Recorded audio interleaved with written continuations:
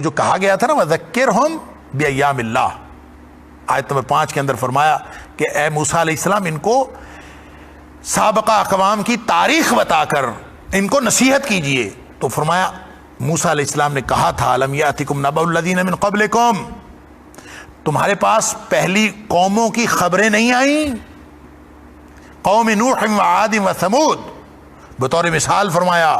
قوم نوح کی مثال، قوم عاد کی مثال، قوم سمود کی مثال. والذین من بعدہم، اس کے بعد بھی کتنی قومیں آئیں. لا یعلمہم الا اللہ، ملیا میٹ ہو گئیں، اللہ کے علاوہ ان کو کوئی نہیں جانتا. لا یعلمہم، ان کو کوئی نہیں جانتا الا اللہ، سوائے اللہ کے. سبحان اللہ، یعنی کتنی قومیں آئیں، برباد ہو گئی. اب دیکھیں نوح علیہ السلام کی قوم کی بات ہو، قوم عاد کی بات ہو یا قوم سمود کی بات ہو، اس میں کیا ہے؟ دونوں رویے آپ کو نظر آتے ہیں، شکر والا رویہ، کفر والا رویہ. نوح علیہ السلام 950 سال تبلیغ کی، کتنے لوگ مسلمان ہوئے؟ 80 کے قریب لوگ. مفسرین لکھا ہے کہ 80 لوگ مسلمان، بعض نے 60 کہا، لیکن یہ آپ اس کو 80 ہی سمجھ لیں تو 950 سال میں صرف 80 لوگ مسلمان ہوئے. یہ تھے وہ جو شکر والا رویہ اپنا رہے تھے نوح علیہ السلام کے ساتھ، اور دوسری باقی ساری قوم کفر والی تھی. کیا ہوا؟ اللہ تعالیٰ نے نوح علیہ السلام کو بچا لیا، ان کے ساتھیوں کو بچا لیا، ان کو کشتی میں سوار کرا لیا، باقی ساری قوم کو بیڑا غرق ہو گیا. اللہ اکبر. قوم عاد دیکھ لیجئے، حضرت ہود علیہ السلام ان کے ساتھی بچ گئے، باقی ساری قوم تو بہت برباد ہوگی.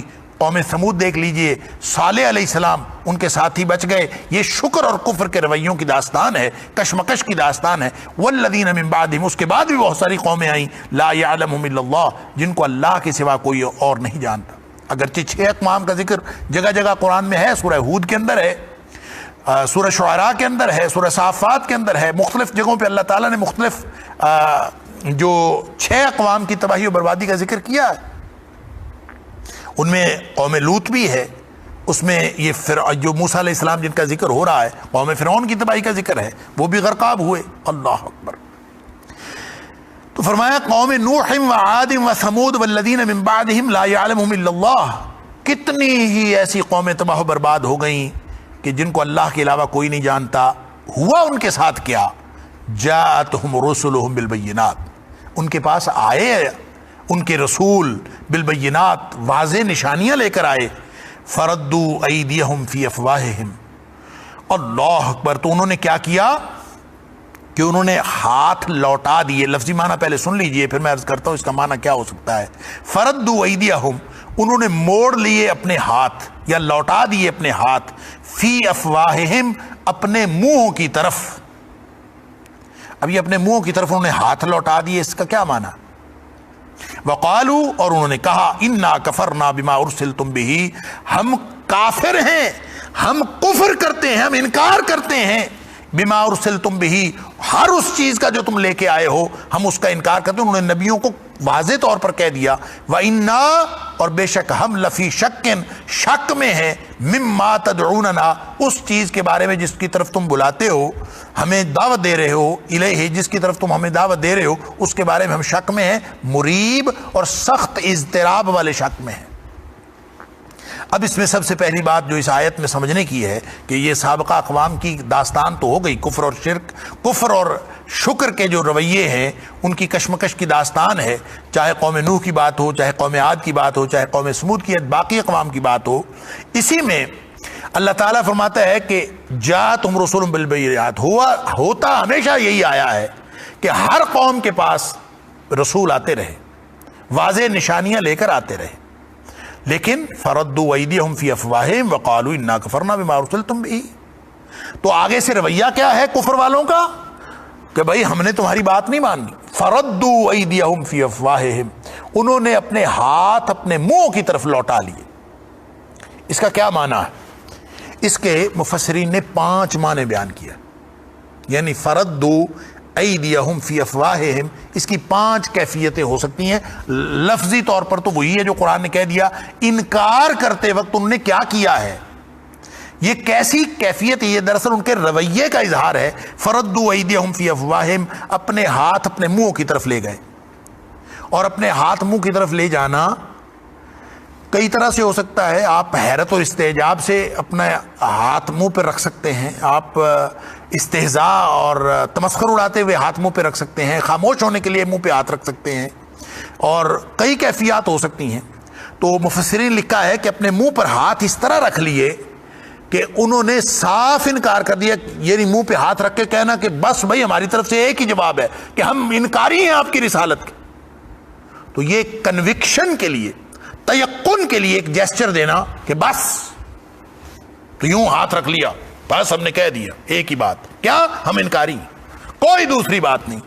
ایک معنی یہ ہو سکتا ہے. اور دوسری بات یہ ہو سکتی ہے کہ اپنے منہ بند کر لیے اور اپنے انگلیوں کی طرف سے اشارہ کیا کہ خاموش رہو, خاموش رہو, سب کو کہا, اور ان کی طرف توجہ نہ کرو, ان کی دعوت کی طرف.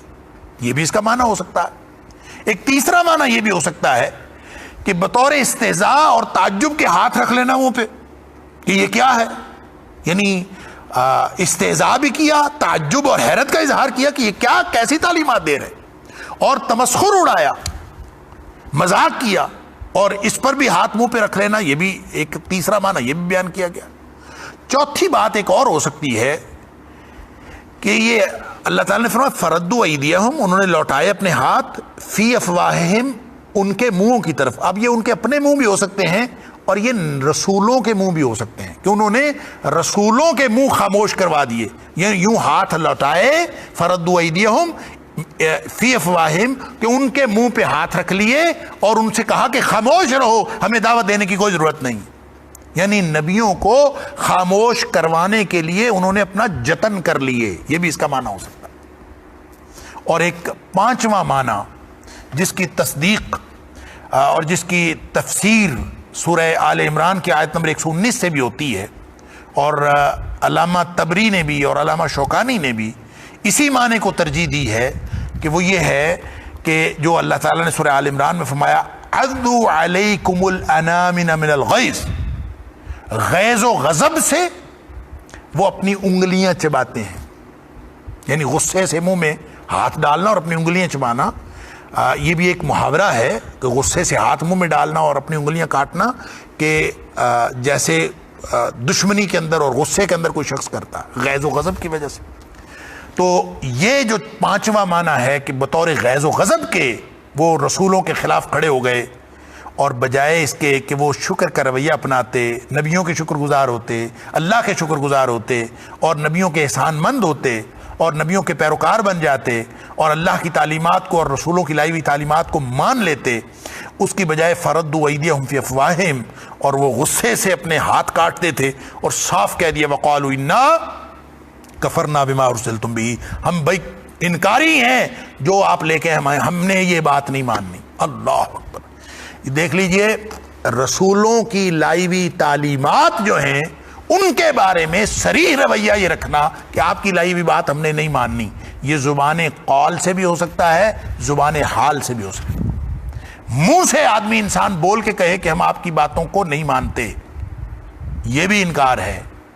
عملاً آپ اللہ اور اس کے رسول صلی اللہ علیہ وسلم کی باتوں کو تسلیم نہ کریں, عملاً نہ اپنائیں, تو یہ بھی انکار ہے. وہ زبان حال سے انکار ہوگا, وہ زبان قول سے انکار ہوگا. جنہوں نے زبان سے کہہ دیا کہ ہم انکاری ہیں وہ تو انکاری ہیں ہی, اور جو زبان سے اقرار کرتے بھی ہیں, کردار کے اعتبار سے انکاری ہیں, تو وہ بھی تو انہی کے ساتھ ہی ہیں. اللہ اکبر.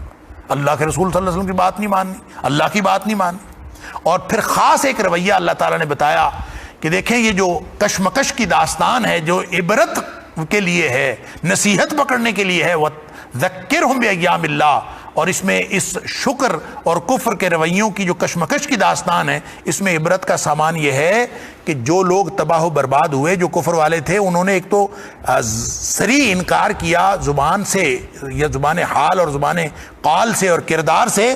دوسرا ایک اور بات انہوں نے کہی وَإِنَّا لَفِي شَكٍّ مِّمَّا تَدْعُونَنَا إِلَيْهِ مُرِيبٍ, جس طرف تم ہمیں بلاتے ہو, یہ جو تمہاری دعوت ہے, اس کے بارے میں ہم شک میں ہیں. وَإِنَّا لَفِي شَكٍّ, ہم اس شک میں ہیں اس کے بارے میں. اللہ اکبر. مِّمَّا تَدْعُونَنَا إِلَيْهِ, جس کی طرف تم بلاتے ہو, تمہاری دعوت, وہ دعوت کیا تھی, کیا دعوت توحید جو میں پہلے عرض کر رہا ہوں کہ سارے نبیوں کی دعوت کا مشترکہ اور بنیادی نقطہ تو نقطہ توحید تھا. تو توحید کی طرف بلاتے تھے, یہ کہتے تھے ہمیں شک ہے. بھئی کس بات میں شک ہے؟ وَإِنَّا لَفِي شَكٍ, ہم یقیناً شک میں ہیں, مما تدعوننا الیہ, اس چیز کے بارے میں جو تم دعوت دے رہے ہو جس طرف, اس کے بارے میں شک میں, یعنی اللہ کے بارے میں شک میں. اللہ اکبر, اندازہ تو کیجیے, اللہ کی ذات کے بارے میں شک کرتے ہیں, خالق کے بارے میں شک کرتے ہیں. اور ساتھ فرمایا مریب, اس حال میں ہم شک میں ہیں کہ ہم مضطرب بھی ہیں. مریب ریب سے ہے, اور ریب کا معنی ہوتا ہے ایسا شک جو دل میں بے چینی پیدا کر دے, اضطراب پیدا کر دے, وہ ریب ہوتا ہے. تو شک الگ بیان کیا, یہاں پہ مریب بھی بیان کیا. گویا ایسا شک, ہم ایسے شک میں ہیں جو ہمیں اضطراب اور بے چینی میں مبتلا کیے ہوئے ہیں. بعض لوگوں نے ریب کا معنی تہمت لگانا بھی کیا کہ ہم آپ کے اوپر تہمت لگاتے ہیں جھوٹا ہونے کی. واللہ عالم, یہ بھی معنی ہو سکتا ہے. لیکن حقیقت بات یہ ہے کہ ریب کا معنی ایک ریب قلبی کیفیت کا نام ہے جس میں اضطراب اور بے چینی ہوتی ہے. کہتے ہیں کہ یہ ریب المنون سے ہے, حالات و واقعات سے اور حوادث زمانہ سے جو انسان کے قلبی کیفیت کے اندر اضطراب اور بے چینی پیدا ہوتی ہے, اس کو ریب کہتے ہیں. اور یہ جو شک ہے اور ریب ہے, ہم تو ترجمہ ریب کا شک کرتے ہیں, لا ریب فیہ ھدی للمتقین. جب اللہ تعالیٰ نے فرمایا الف لام میم ذالک الکتاب لا ریب فیہ, ہم اس کا ترجمہ کرتے ہیں اس میں کوئی شک نہیں. تو یہاں شک اور ریب دونوں اکٹھے بیان ہوئے ہیں.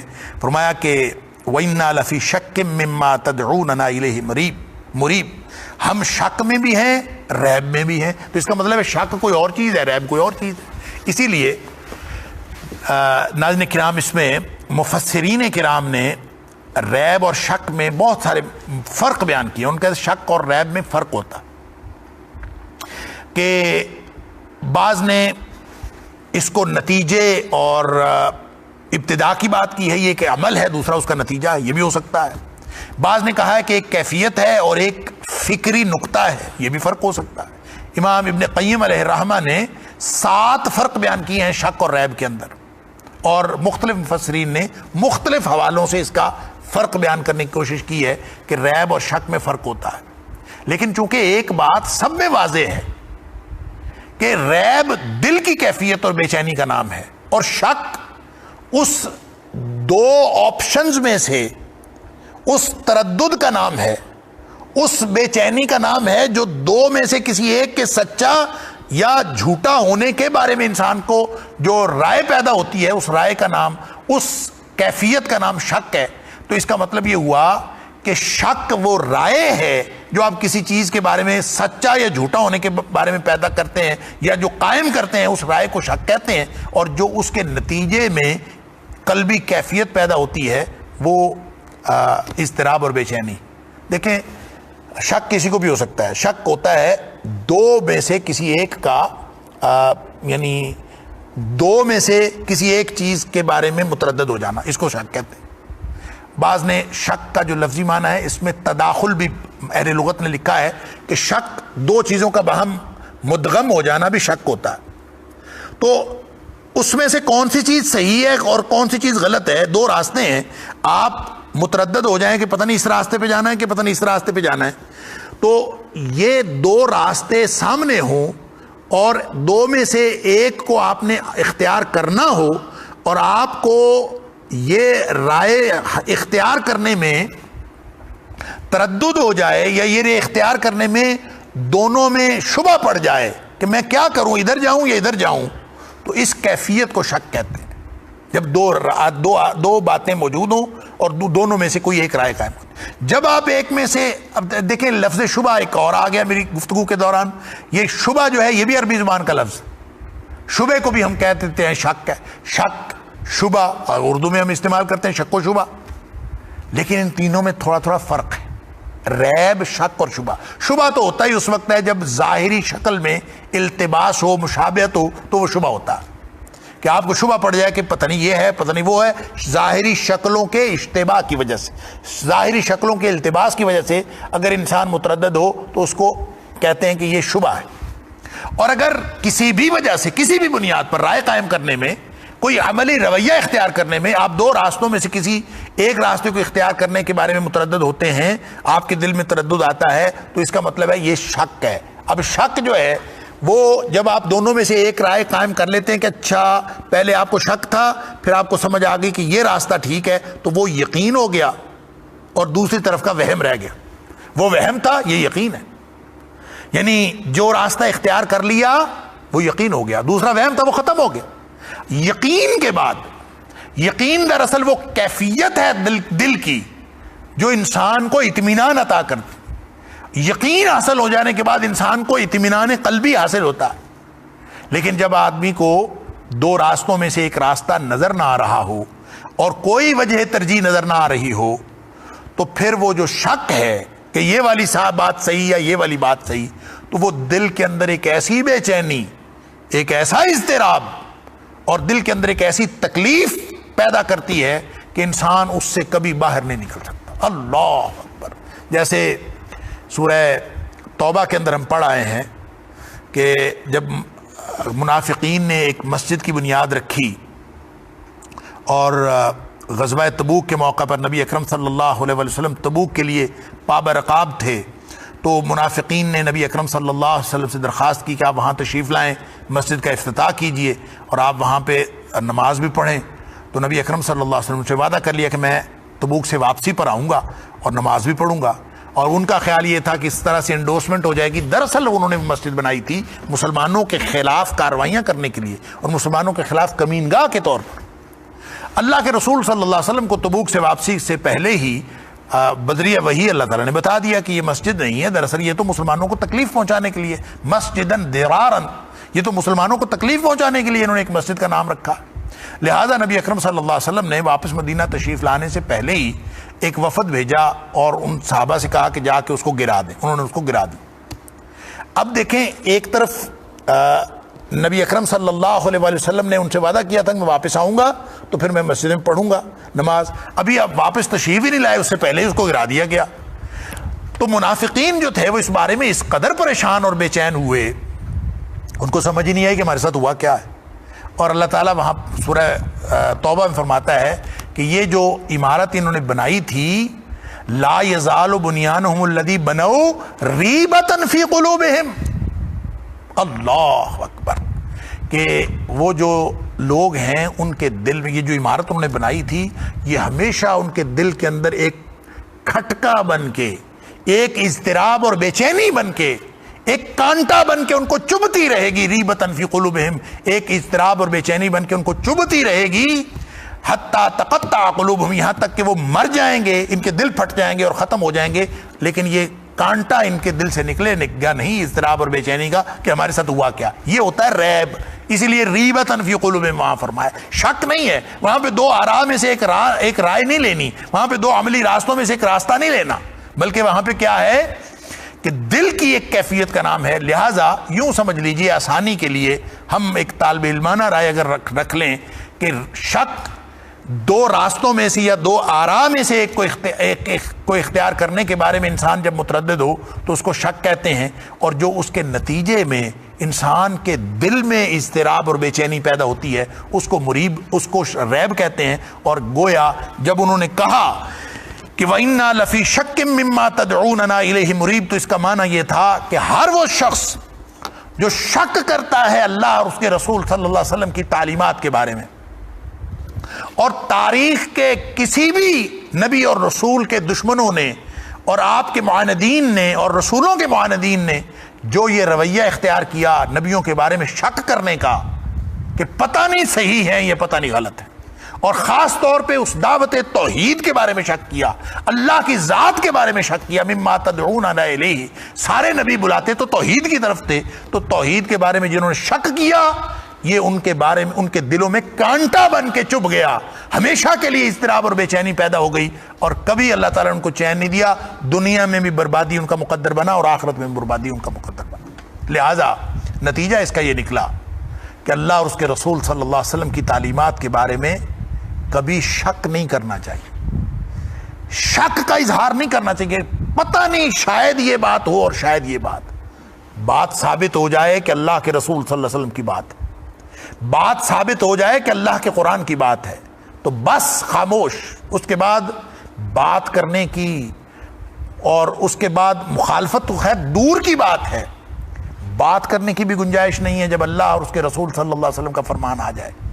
اس وقت تک آپ بات کر سکتے ہیں، اس وقت تک آپ شک کا اظہار کر سکتے ہیں، اس وقت تک آپ دو آراء میں سے کوئی رائے اختیار کر سکتے ہیں، جب تک آپ کو اللہ کے قرآن سے اور نبی اکرم صلی اللہ علیہ وسلم کے فرمان سے کوئی صحیح بات آپ کے سامنے نہیں آ جاتی، جب تک آپ کو کوئی قرآن نہیں سنا دیتا، جب تک آپ کو کوئی اللہ کے رسول صلی اللہ علیہ وسلم کا فرمان نہیں سنا دیتا، اس وقت تک آپ جتنی مرضی آراء رکھ لیں.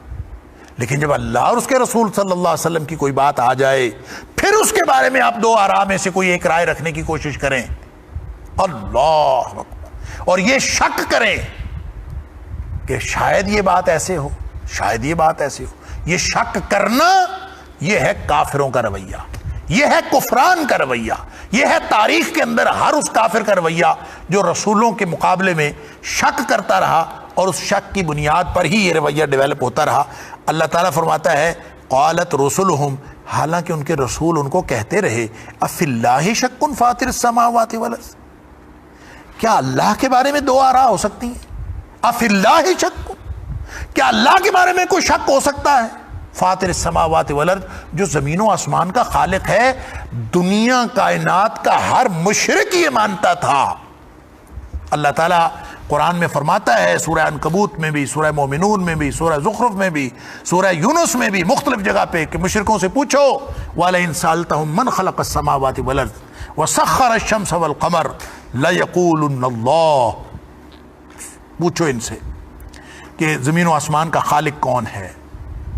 ان سے پوچھو یہ سورج زمین آسمان سب کس کے کنٹرول میں ہیں، یہ سورج چاند کس کے کنٹرول میں ہے، رزق کون دیتا ہے، بارش کون برساتا ہے، ان سے سوال کرو.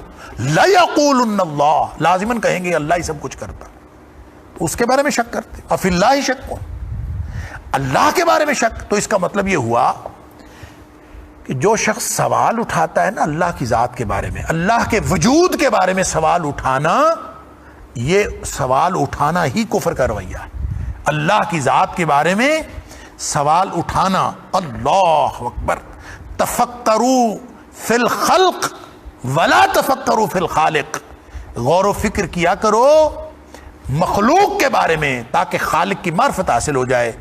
اور خالق کے بارے میں سوال اٹھانا یہ اور اس کے بارے میں شک کرنا یہ تو کفر کا رویہ ہے. فی اللہ شک فاطر السماوات والارض. اللہ، نبی اکرم صلی اللہ علیہ وسلم نے فرمایا کہ انسان کے دل میں جب شیطان وسوسہ ڈالتا ہے تو ایک سوال ڈالتا ہے.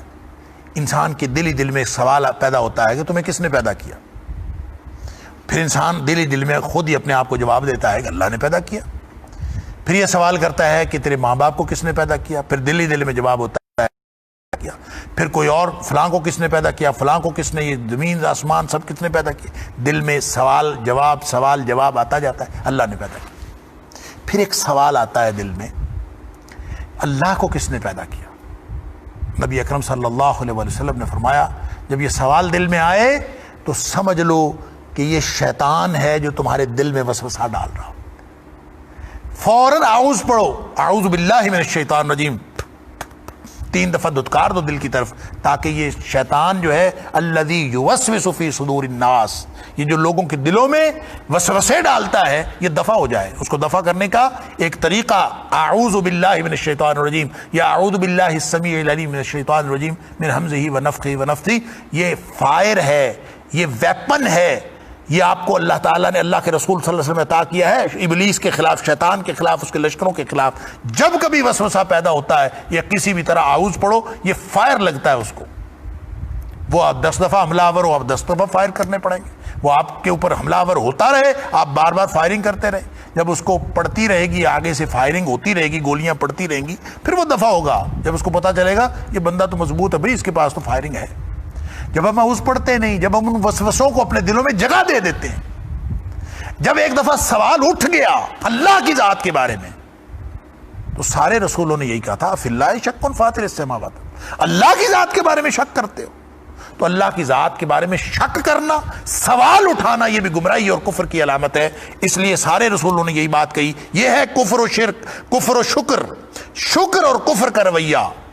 ایک شکر کا رویہ انبیاء اور اہل ایمان، اور کفر کا رویہ جو کفران نعمت بھی ہے اور انکار بھی ہے. وہ انکار کا رویہ کیا ہے؟ ان کو رسول کہتے رہے، تعلیمات آتی رہیں، قالت رسول، سارے انبیاء یہی کہتے رہے، افی اللہ شک فاطر السماوات والارض، کیا اللہ کی ذات میں بھی کوئی شک ہے جو زمین و آسمان کو پیدا کرنے والا ہے؟ یدعوکم لیغفر لکم من ذنوبکم، وہ تو تمہیں بلاتا ہے تاکہ وہ تمہارے گناہوں کو معاف کر دے، تمہیں مغفرت کی طرف بلاتا ہے. وَيُؤَخِّرَكُمْ إِلَىٰ أَجَلٍ مُّسَمًّى، اور تمہیں مہلت دیتا ہے ایک خاص مدت تک. قَالُوا إِنْ أَنْتُمْ إِلَّا بَشَرٌ مِثْلُنَا، پھر بھی سب نے جو معاندین نبوت ہیں، جو کفر کا رویہ اپنانے والے ہیں، پھر بھی انہوں نے آگے سے یہ کہا إِنْ أَنْتُمْ إِلَّا بَشَرٌ مِثْلُنَا. شک دیکھیں اور سوال دیکھیں کہ تم تو ہمارے جیسے بشر ہو، ہم تمہاری بات کیسے مان لیں؟ تُرِيدُونَ أَن تَصُدُّونَ عَمَّا كَانَ يَعْبُدُ آبَاؤُنَا، تم تو ہمیں اس بندگی سے روکنا چاہتے ہو، اس عبادت کے طریقوں سے روکنا چاہتے ہو جو ہمارے آباء و اجداد نے ہمیں سکھائے ہیں.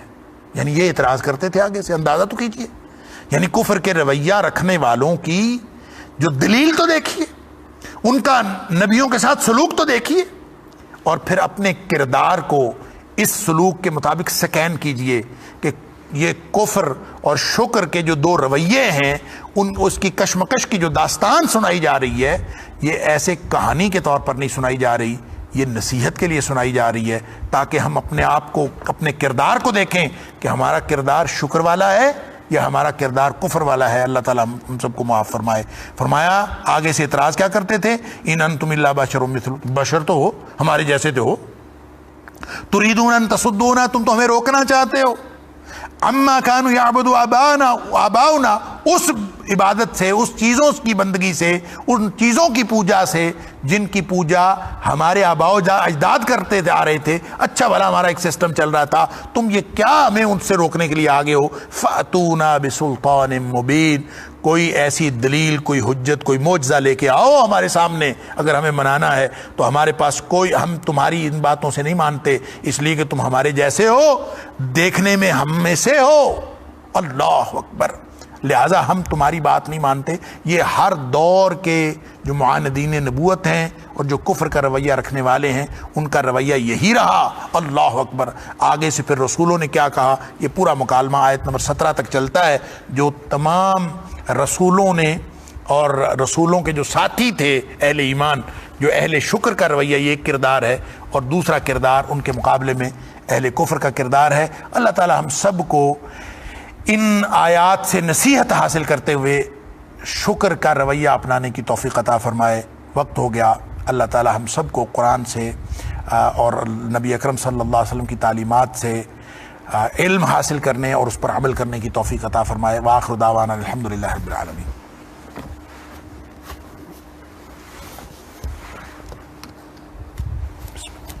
ہیں کوئی سوالات؟